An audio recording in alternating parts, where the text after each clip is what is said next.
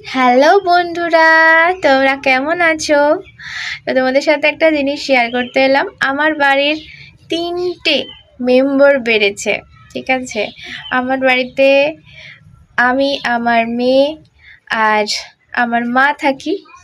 তো আমাদের সাথে অ্যাড হয়েছে আরও 3জন। তো সেগুলো তোমাদের সাথে শেয়ার করতে এলাম।